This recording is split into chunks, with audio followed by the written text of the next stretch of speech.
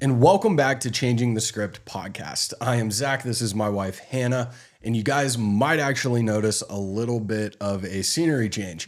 Well, in all of our hecticness, we decided that it was time to just bring it to the house. With having two kids and everything else in between, hard to keep babysitters around. We moved everything back to the house to be able to have our podcast studio here, which I think is going to work out. Temporarily, we'll still go back to the office. Yeah, temporarily. We'll still go back to the office, but we have to find a babysitter first. So once we find one of those, we will be back at the office, rest assured. But tonight, we want to talk to you guys a little bit about business. We want to prove to you guys that business can be built with ethics. We want to talk about prioritizing. Good Get Lord. it out. Get it out. Service over sales. And if you guys are tired of the old scammy approach that you guys see in online business, then this is the place for you, because we are going to be challenging those business norms that we've seen over the last, I would say, 5 to 10 years in the online business realm. So tonight, though, specifically, we are going to be talking about income claims and how they have affected us personally, how they have affected our community, and thousands of others in online business. And we want to be sure that everybody understands our position on this, and that we're not here to really vilify anyone, right? So don't use our words as a license to go out and bully anyone.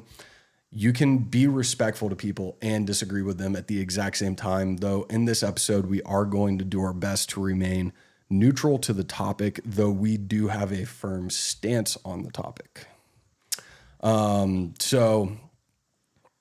What you're saying with respect and demand that others respect yours.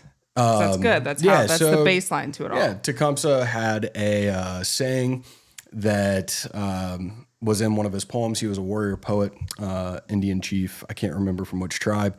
But he said, respect others and their religions. And then I personally add in there their opinions, their religions, their ideas, their ideologies, whatever. But then demand that they respect yours. Right. Yeah. So I think as a nation, we've gone through a really weird period. I'm going to call it our teenage years, where we just didn't know who or what we wanted to be.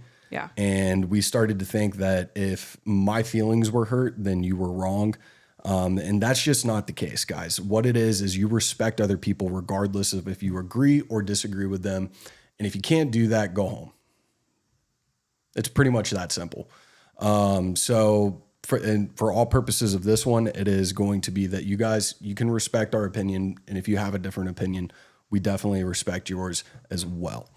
So I want to be really clear about the definition of income claims. So this has been a topic brought up several times since we started the roadmap and had the community. And the biggest question is, okay, Zach and Hannah, what is an income claim? And to be honest, it's a hard thing to answer, because this definition lives in the gray.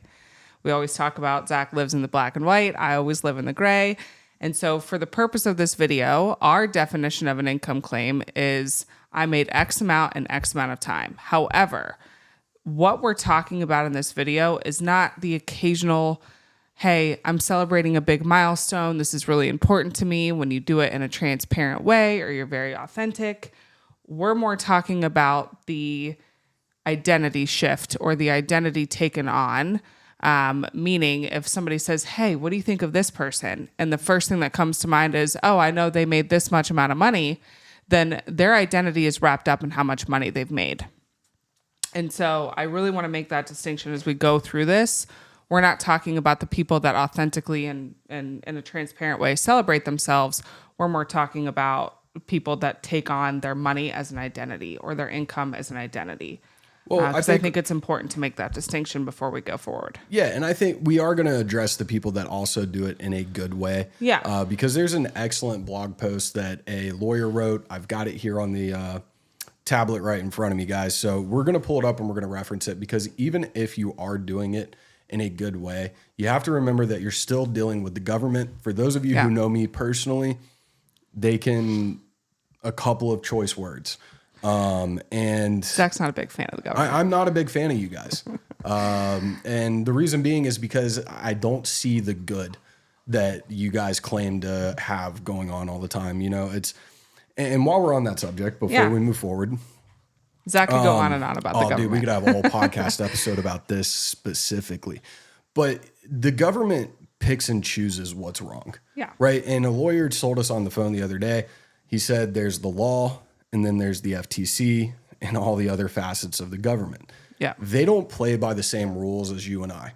Okay. They don't pay the same taxes that we do. They don't abide by the same laws as we do. Their kids get away with murder, literally get away with murder. Their family members get away with drug charges. I mean, all that stuff, right? We know it happens. You can sit here and tell me that it doesn't, that that's a conspiracy, but we know it happens. We know that you guys hide it. We know that you guys use your power and your authority. And I just don't like you. This is to the government. Anyone that works, I don't like you. So as we go through this and we speak about the government and the income claims and the rules that they have, know that we are absolutely not taking the side. I think that's pretty clear of the government, but more Absolutely so informing you guys on what they say about this topic, because I do think in the digital marketing space, the make money online space, that there is a major lack of education in this area. Absolutely. So we're here to challenge the way we think, challenge our thought process, because what good are we to each other if we don't challenge the way we think and kind of force ourselves to get outside of our box and accept different opinions and then think on that, but also make sure we inform people on some of the things that we've come across in our life over the past couple of years and things that we've seen happen to people, and educate on that as well. Income claims for me personally, they affected me pretty badly. You know, when you first got involved with the online business game, I mean, every other day you brought me someone and saying, look at this person and how much money they're making. Look at this person. They're making so much money. Look at them. They have what we want. Their husband works at home with them. They're both doing this, that, or the other. This is it. This is going to be what takes us to the next place. And we got to a point where I was like, if you bring me another something, I'm gone. Yeah. And I was getting very, very upset with you because you were obsessed. And you started this like obsessive compulsive behavior of crunching numbers. Yep. Every single day you would be like, okay, well, if we made this many sales and we did this many things and I did this many in this week, we would make X amount next month. And then we could finally get out of debt, and then I could finally bring you home. And it was just this constant chasing of money. That's how I always describe it. Oh yeah, no. And it was a nightmare. Let me tell you, I genuinely did not like you during that time period. I still loved you. You were my wife, but at the time we were in Fix and Pippins as well. And you would leave me hanging to go to Dallas or go do something. You would leave me with the kid. And it's like the only thing that's legitimately bringing us money in right now is my job. And you're off in Dallas. Like, what are you doing? Yeah. You know?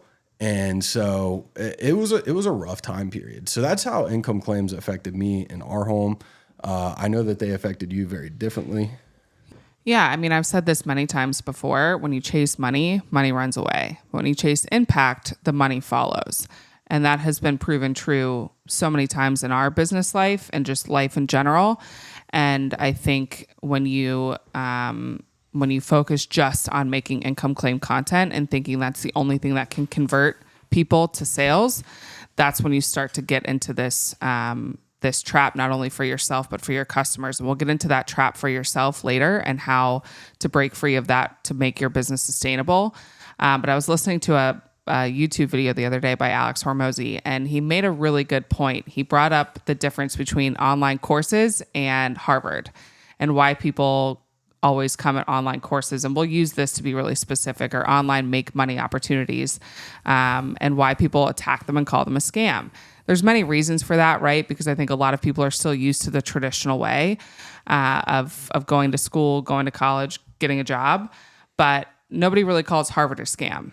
And one of the reasons he pointed out was because Harvard literally turns people down. And so when we look at it from a qualified leads perspective, he's right. You have to be qualified to get into Harvard, but people also have to be qualified to get into business. And so if you are running a business online and making content and promoting a product or promoting a business opportunity, if you aren't qualifying your leads through a form or through a work with me opportunity where you fill out a form and talk to people about yourself, and then the person selling it to you is telling you, yes, you're a good fit, or no, you're not, At the very least, you need to qualify them through your content. And when people solely make income claim content, you're not doing that at all. You're going to get anyone and everyone who's just going into it not because of what they want to learn or what they want to accomplish, but just because they want to make money. And so that in turn hurts your business, because that's when you run into the refunds. That's when you run into the unhappy customers. That's when you run into all the problems, because you're not working with qualified people.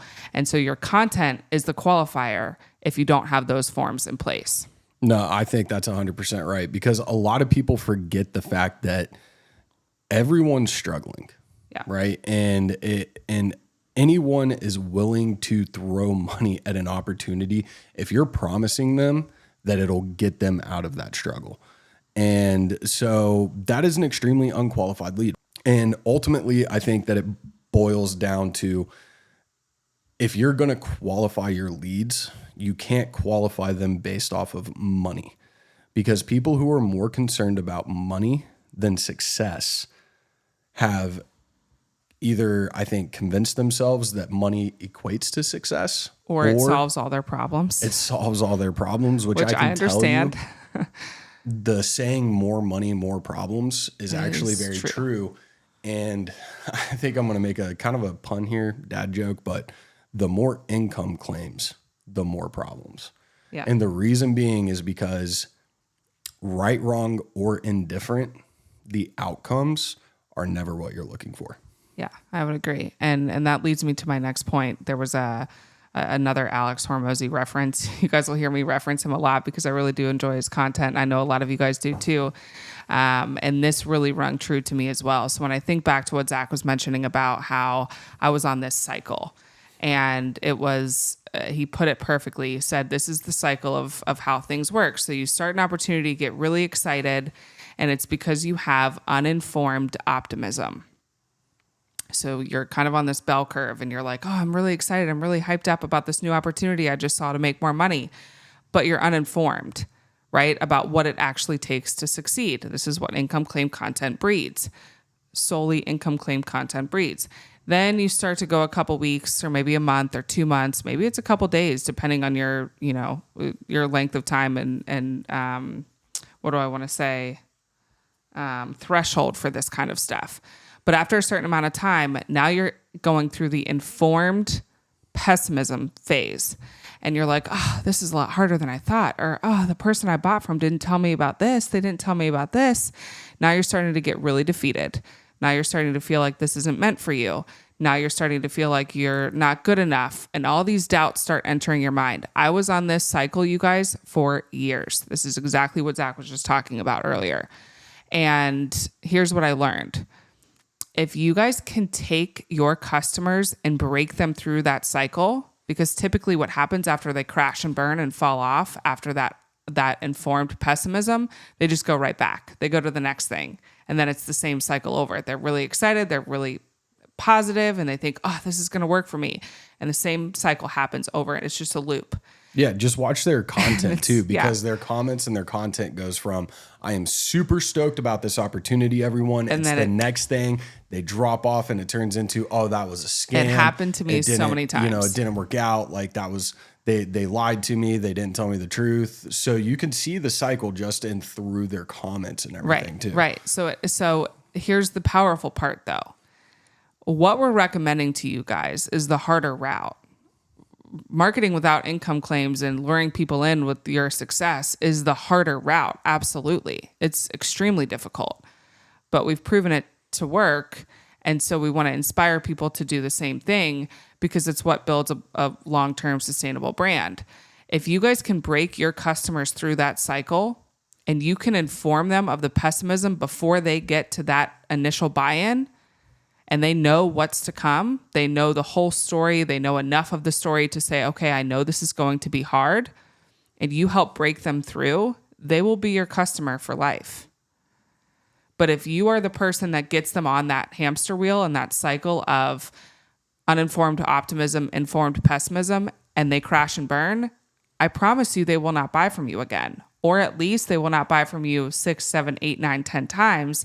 They may buy 1 or 2, but they're not going to buy from you and they're not going to be a lifetime customer. And so it's benefiting both parties, the customer and the seller, when we talk about this, because if you can help break someone through that threshold, you will have great customer lifetime value. Yeah, absolutely. And if you guys are in our community and you're listening to this, or if you don't know what our community is, then you can find us on the internet. But my point is you guys have heard me harp a lot on lifetime value of a customer because that is what's most important. And so those are some really great points, baby. So I'm glad you brought those up. But to make sure that we cover both sides in this argument and remain more fair to the conversation, we do want to answer a couple of different questions and go through a few different topics and ideas that we've come up with. And the reason being is because there are plenty of people on YouTube already that you can go find that are going to be extremely negative about specific people or even specific opportunities, companies, etc. That's how they make their living. They appeal to your desperation and your anguish and your anxiety and everything else. And then you support them through their affiliate links. So while they're not doing multi-level marketing, they are doing affiliate marketing. So just keep that in mind whenever you go and listen to those people. It's hilarious to me. I watched a video. This girl made it about us. I don't even remember her name. And I laughed my butt off. I looked right at you and I said, she's literally appealing to people's desperation, their anxiety, their hatred. She's doing the same thing that then she has it plastered other people everywhere. for doing. It's ridiculous. Affiliate marketing codes. And it's like, okay, like touche. You're doing a far better job than everyone else. So anyways, so I think the first question we want to ask, and to be fair to this conversation, is why do we think people are so attracted to content creators that share their income and that is the only content that they provide? For me, I've got a ton of things written down right here, but I think people just like the allure of success, right? We've confused money and success, and meaning that if you have money, you have success, forgetting the fact that there are plenty of people out there that just woke up with a silver spoon one day. I do think too that, when I think about what kept me going after so many failures is like, I knew people were making money online. And I just sit back and ask myself, well, how did I know that? Was it because they told me, or was it because I just saw the energy and the aura or whatever you want to say around a person, which is what I try to embody. And through my content, I show up as a successful person, right?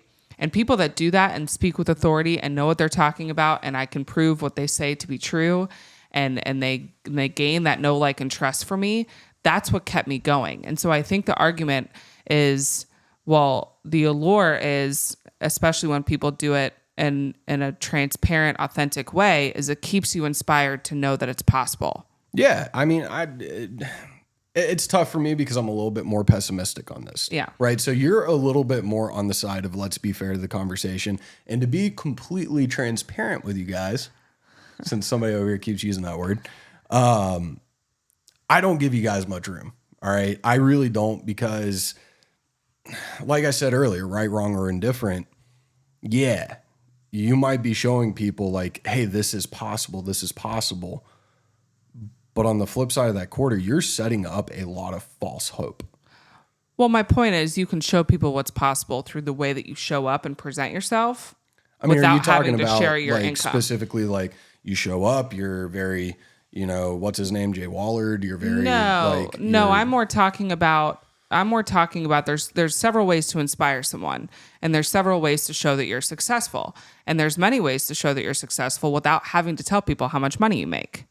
When you see a CEO walk into a room, he's successful because he's not got a nice outfit on. He's walking in with authority. You see what I'm saying? But you remember when I went fishing and I bumped into that guy. True. Some CEOs. So I bumped into this gentleman, and this is what he told me. All right. He had been selling the bowl games, the sponsorships, for the last like 40 something years. It's a cool story. And I tell you, like, the dude's wearing Champion, which apparently is cool now. Back when I was a kid, it was not cool. Like, you were embarrassed to wear that stuff, but it's cool now. So I guess he is cool. But he was wearing Champion gym shorts, tucked in, striped polo. And I mean, this thing looked like it came straight from Goodwill. He had on the Velcro white shoes with the white high top socks. And I start talking to him and he says to me, yeah, this is downgrading for me and my wife. And I turn around and look at the neighborhood. I was in a place called West Haven, fishing their pond. And for any of you who know West Haven and you're in the Nashville area, you know that it is a very affluent area. It's a lot of big houses. Like, I mean, hashtag very goals pricey is what the kids say. So hashtag goals, y'all. And I have no hatred for anyone that lives there. Like, good for you. But point is I looked at him and went, this is downsizing. Like, where did you come from? The like Scotland Yard or something? And he goes, oh no, like we're in one of the townhomes. And I said, okay, that makes more sense. And I said, but if you don't mind me asking, what'd you do? And he told me, guys, this man's probably worth $20 million and you'd have never known it unless he told you. But and hold on, I want to say this. Success doesn't just show up looking like success. That's my point, right? But as soon as he started talking to you, you knew he was successful because he was speaking with authority.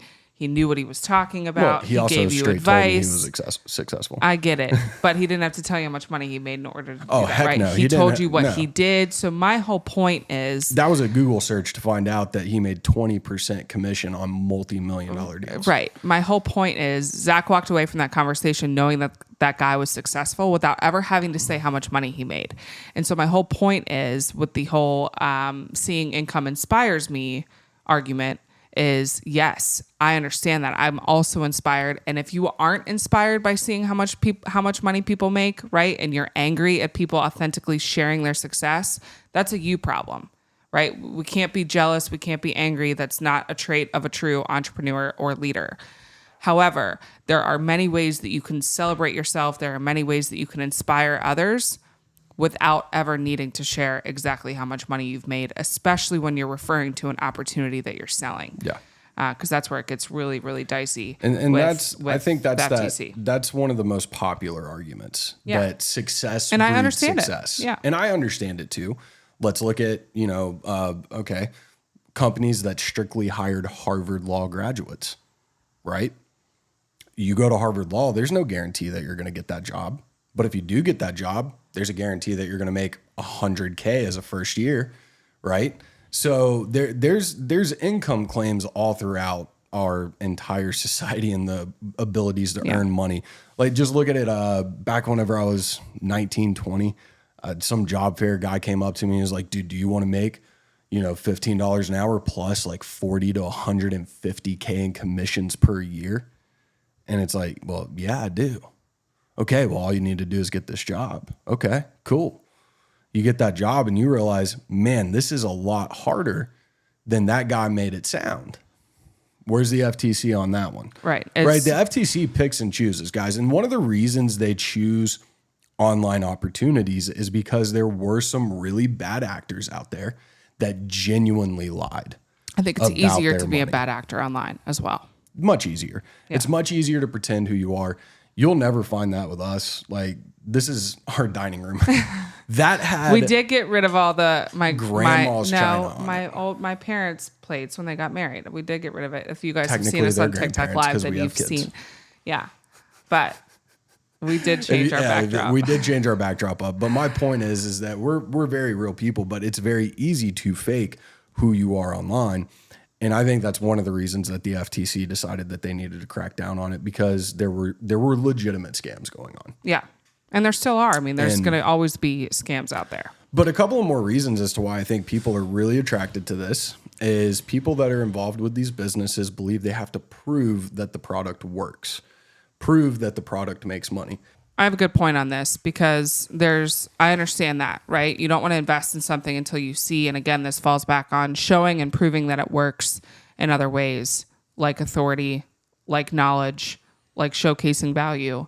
But also, I don't like that as kind of a online community or society as a whole, that we have to see someone be successful to prove that we can be successful. For instance, Zach and I created a course in attached master resale rights. Nobody really online had ever done that before, but we knew we'd set out to be successful and we were going to be successful. We didn't have to see someone in front of us do exactly what we wanted to do for us to even go out there and try. Oh, there's plenty of examples. Many companies out there do the same thing, right? There was no Apple before Steve Jobs created Apple, right? He didn't have to see Apple in front of him from someone else in order to go after that dream. So I don't like that people get, oh, I have to see it to believe it. You have to see it within yourself. You have to have the mission and vision. And it's even better when you do something that no one's ever done before. Well, and it takes away from the value of the product or service itself, right? Yeah. So if let's say you sign up for, let's use Monet as an example. We love Monet. Because we actually use Monet. And shout out to you guys, Tammy and the community. Y'all make a good product. I actually really like your shampoo. It makes my head feel all it's going to help Zach's hair grow back. Yeah, the reason I wear hats is because it's falling out and I have a wife and 2 kids. So your fault. Anyways, so let's say you want to sign up for Monet and you decide that you want to go the route of telling people how much money you make selling Monet. But what about Monet? Like, what about the products? Like, does the hair growth formula actually work? Right. Does the makeup actually make you feel better? Does the skincare actually work? You're pulling away from the product or service and the actual viability of that product or service and making it all about the money. When you do that, it really confuses the market. Well, also, let's talk about, now it's hard to use Monet as the structure here because they have really strong, just like any MLM, really strong stance on this as well. But let's just use it as an example. You go out, you talk about how much money you've made. What repercussions does that have not only for yourself, but for Monet as the company? Yeah, and I think that actually brings a lot of the attention away from the product's viability or the service's viability, right? You know, whenever you put so much emphasis on the money, you're putting more importance on yourself and you're not really thinking about what happens to the company, which I think that is a great segue into have you actually considered the effects of your income claim and all that content. And I wrote down and how it leaves a wake of destruction behind you. Not always, but I think the majority does. And that's why I'm so against it. And you guys know, like, I have no patience for it. I believe that if you are going to sell me something, you need to do it in a way that's ethical. Let me use a couple of examples. iPhone, Apple. They have never come to me and said, we sold $14 billion in the iPhone 14 or the 15. You should buy one. No, they've well, maybe not in the 15, heard rumors, but they've maintained quality and they market it to me as a fantastic tool. It has a great camera for me to take pictures of my kids and my wife and my family and my business and do my TikTok videos and everything else in between. Right? They actually market it to me for the things that I could utilize it for. They have never once told me how much money they made. Now, I can easily find that information just with a quick Google search. Well, and I think when we talk about when someone's coming into a conversation saying the value of their company or their overall sale, like that's a different conversation, right? Like I've seen many entrepreneurs give presentations and they talk about, hey, this is the value of our company. That's not really an income claim.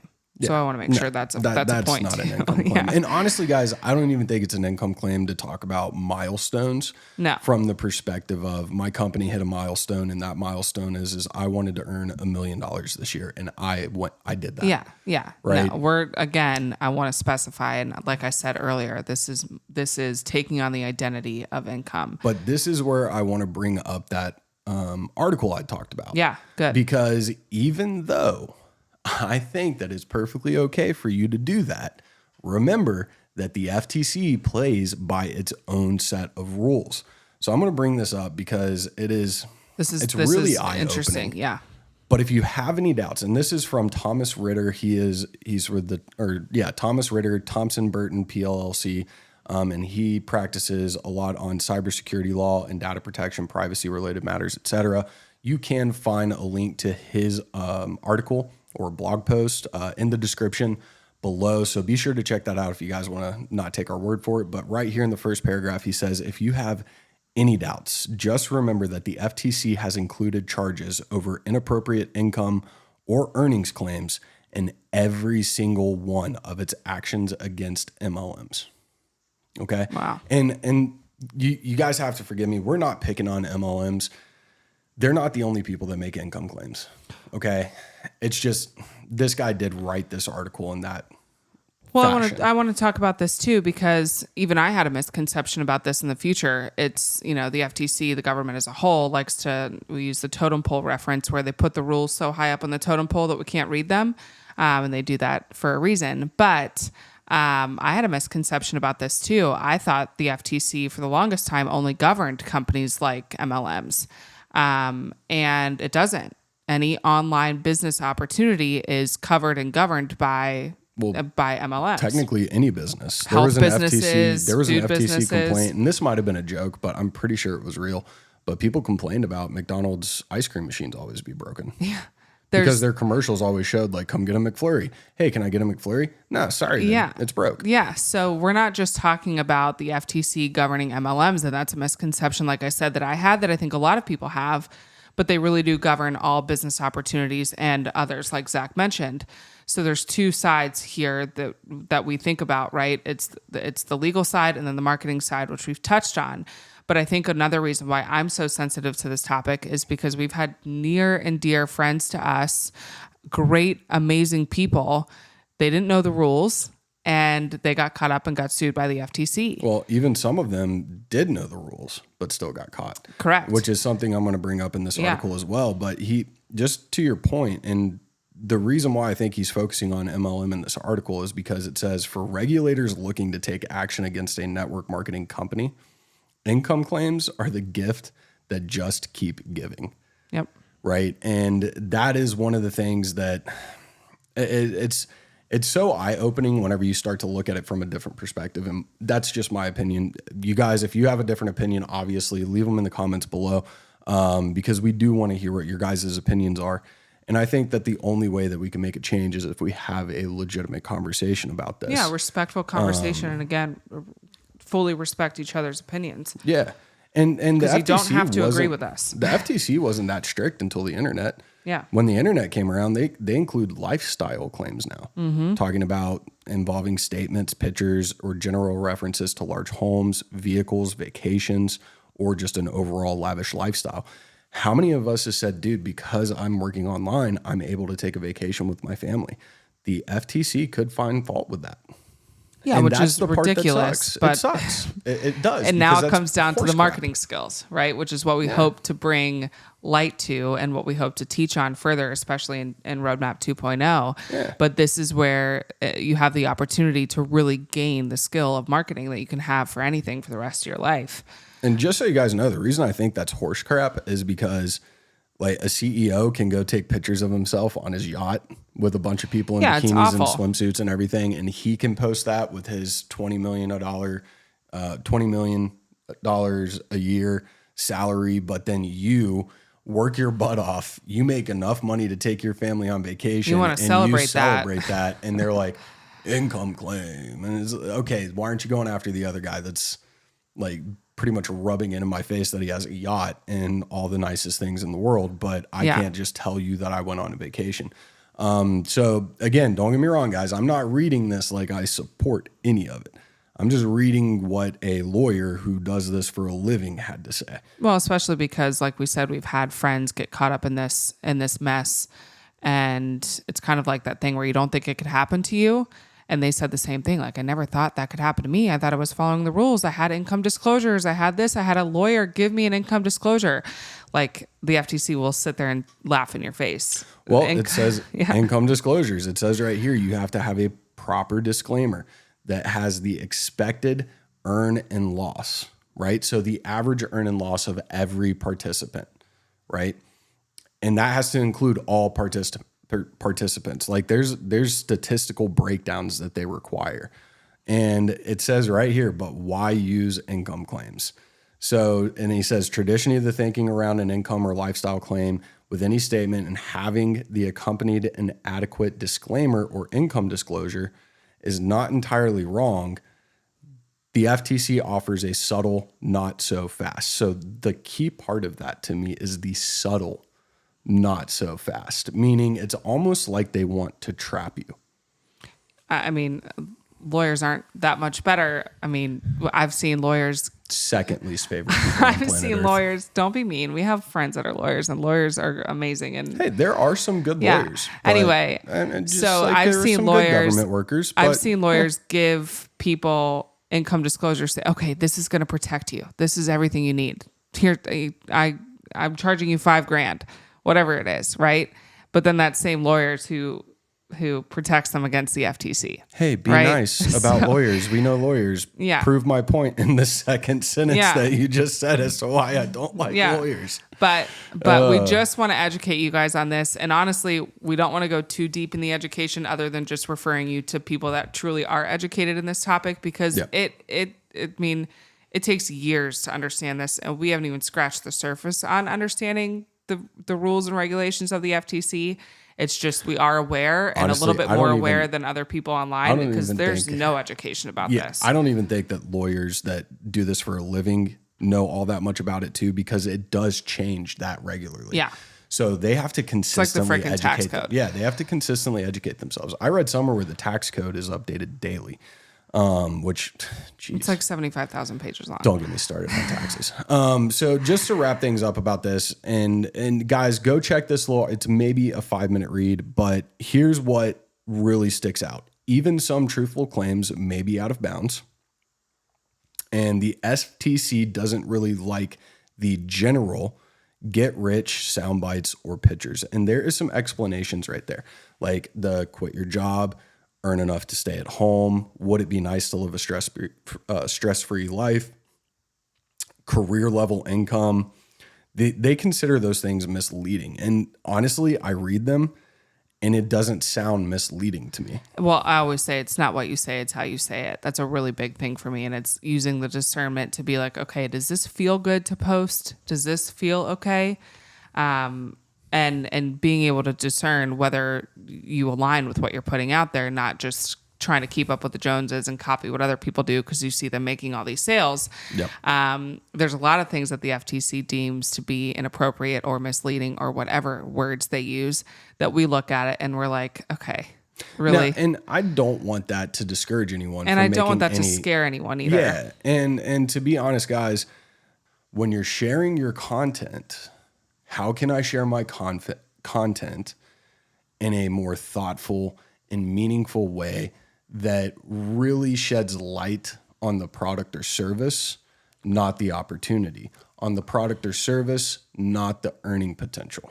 And also when you are talking about the opportunity, right? Because I talk about opportunities a lot, making sure that you give the whole picture, going back to that cycle of informed optimism, or uninformed optimism and informed pessimism, making sure, I always say, sell the vacation, not the plane ride, is a big term used in marketing. But I like to shift it a little bit because I really love when people talk about the plane ride and they talk about their experiences and their highs and lows and really share the seasons of business, because it's not all, an upstream, which is another thing we talk about, and kind of the personal detriment that you do to yourself when you solely make income claim content is you're going to get to a point where that income is not as big and extravagant as it once was, or maybe it was in the beginning. And so when your sales start to drop off a little bit and you're like, gosh, okay, That's now I've been stress saying I've and been anxiety. I've been saying on my content that I've been making $2,000 a day, $1,000 a day, or whatever it is, but now I'm only making $200 a day. So now you're stuck. Your whole identity is wrapped up in how much money you've made. Your audience is expecting you to keep sharing that. Now, are you going to be honest? Or are you going to say, hey, I'm only making $200 a day now? Or now are you going to have to lie to keep up with your previous content and keep up with your persona and say, oh, I'm still making $2,000 a day, even though maybe you've made zero, right? Because that's going to be a detriment to your business.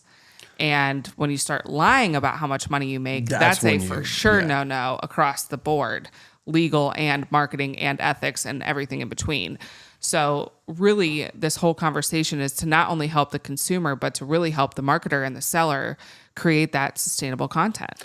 Yeah, and I didn't mention this earlier, and you did, and I want to make sure I get this out there too. I am not putting all the responsibility on you as the online marketer or the business owner. And the reason being is that if you fell for it, you fell for it. We have to take personal responsibility. I fell for it Yeah. I can't even tell you how many times. And I never came back to the person who I purchased from and said, oh my gosh, you scammed me. Or, oh my gosh, blah, blah, blah, blah, blah. It's like, oh, I didn't do my research enough. Well, or you didn't look into yourself enough Right. and say, am I willing to put in all the effort it takes? Right. Because I don't care if you're doing a side hustle. I don't care if you're trying to make this your full-time job. I don't care what you're doing. It takes hard work and it takes sacrifice. It takes everything in you whenever you decide to become an entrepreneur.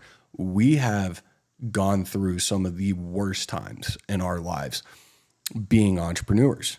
And it takes a mental fortitude. And if you can't keep up with the game, it's not anybody else's fault but your own. Okay. And if you are somebody who can't take personal responsibility and you're watching this right now, and maybe you were watching it because you're like, hey, I want to know if I want to even purchase something from Zach and Hannah, don't. I'm going to tell you right now, don't buy from me. Because if you can't take personal responsibility, one, there's nothing I could do to teach you. Right. Right? There's nothing I could do to help you until you learn how to take personal responsibility, because I'm not going to be there to hold your hand. I'm not. I can be there to help out occasionally. I can be there to guide. I can be there for group calls, whatever the case may be, whatever it is that we offer. I can't hold your hand. And I can't hold your hand all the way to the top. Because I got to work on my business, and I've got my responsibilities there too. Well, no really successful entrepreneur has had their hand held. They've had support, they've had mentorship, they've had all types of support along the way, inspiration, guidance, but they've never had their hand held. Yeah, but a mentor would be like me calling my uncle and saying like, hey, what do I do in this position? And he gives me advice. So then what do I do with that advice?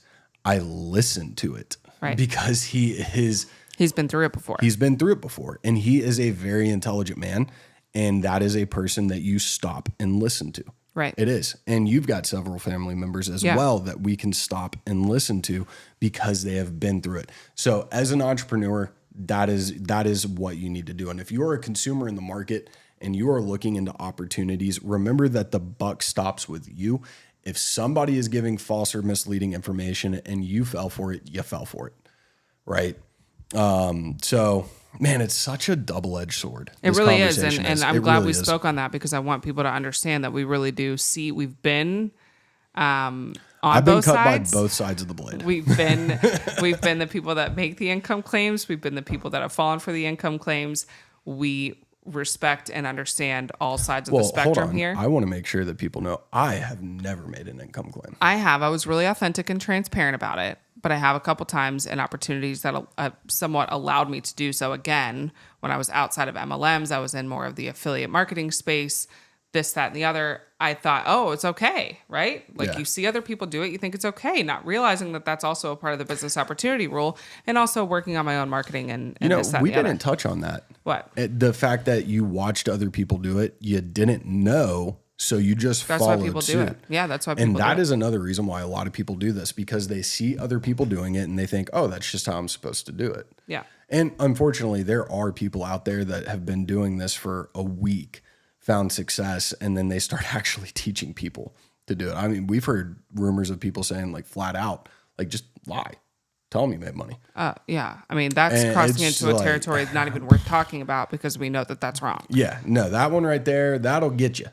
Just in case you were curious, that'll get you. One way or another. Yeah, in multiple different ways. Like if it doesn't get you from the government, it's going to It'll get you in from the the long run. audience. Yeah, because this is the last thing I'll say. Especially then we'll move TikTok. Into, yeah, and They're we'll move investigators over there. Dude, they are vicious. So watch out. The other people still censor you if you're mean. TikTok, not so much. They let them have it. But this is the last thing I think that I want to say, and then we can move into we have a couple of things that we have that are, I guess you could say, advice. But be very mindful, be very thoughtful about your customers.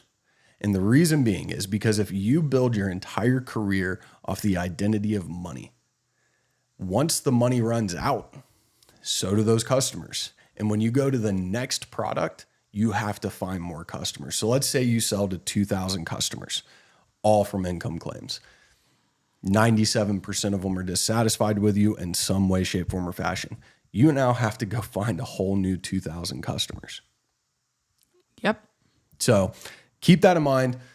Moving forward, I want to just tell you guys that if you're really looking for, again, I don't want to be super mean about it because it's a double-edged sword and you can get cut by both sides very easily. But if you really want a way forward that I personally think is better, focus on the product and the value that it brings your customer.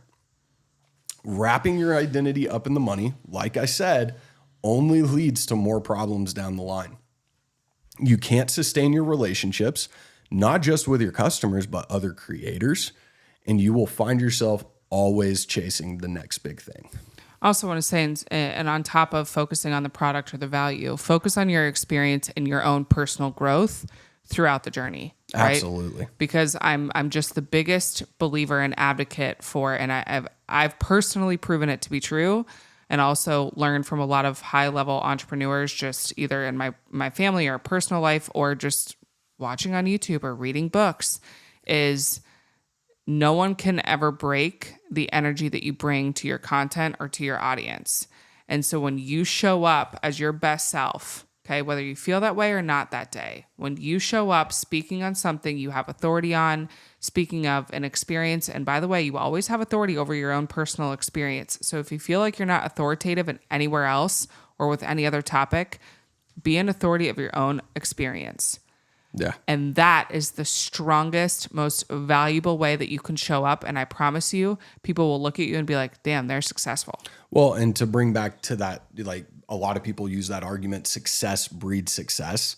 Okay. Talk about your successes. Yeah. Talk about the fact that maybe before this course, you didn't know email marketing and now you know email marketing. Maybe before this course, you were unproductive, but now you're productive. Well, maybe I bring that one up because I just watched one about productivity today and it was actually really good. I like that YouTube creator. I need to remember his name so I can shout him out on here. It is simply just a better way forward. Yep. And I really, you guys, honestly, we not only struggled because of childcare, lack thereof, to get this episode out, but it was a hard one for me because my biggest struggle is people pleasing. And I never want, not mine, not Zach's whatsoever, but I never want to make anyone feel uncomfortable, upset, unhappy, especially with me or with Zach. And so it was a hard episode for me to like get through and prepare for. But at the end of the day, the mission drives us. The mission always has to drive your business. And part of building a brand is standing for something, even though you know people are going to disagree. And so I guess my message to leave everyone with is don't be afraid to stand for something, even if you are fearful of people's opposing opinions. Because as long as you share it in a respectful way, then people will respect you in return. And if they don't, they're not your people.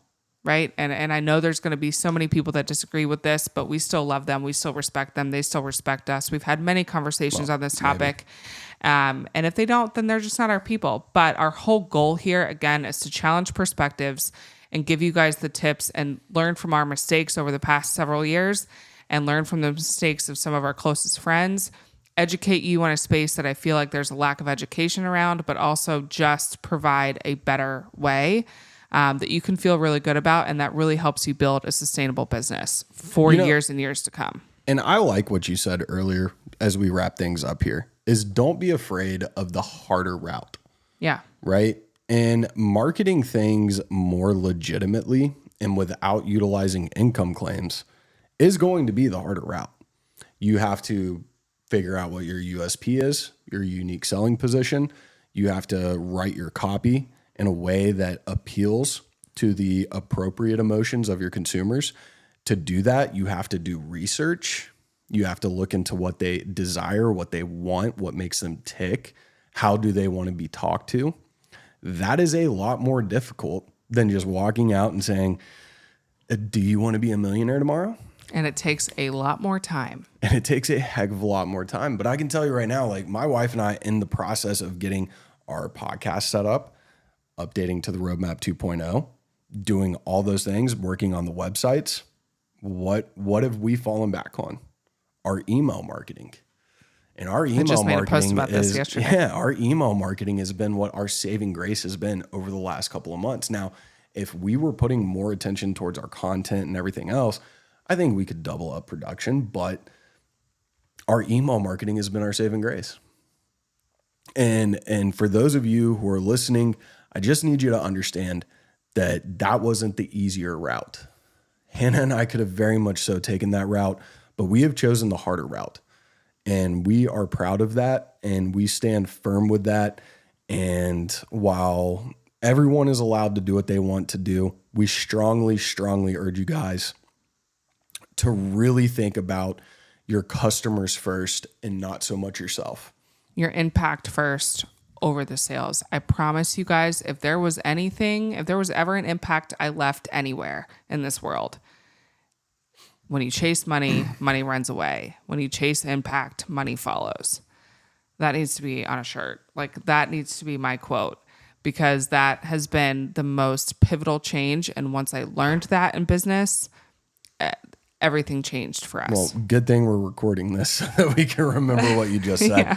Yeah. Speaking of shirts, we are wearing the United Souls 11 shirts that my wife came up with. You guys have to refer back to episode 1 if you don't know what that is. Yeah, she has absolutely no idea what she's doing for her business. She just knows she wants to call it United Souls 11 at this point, I think is where you were.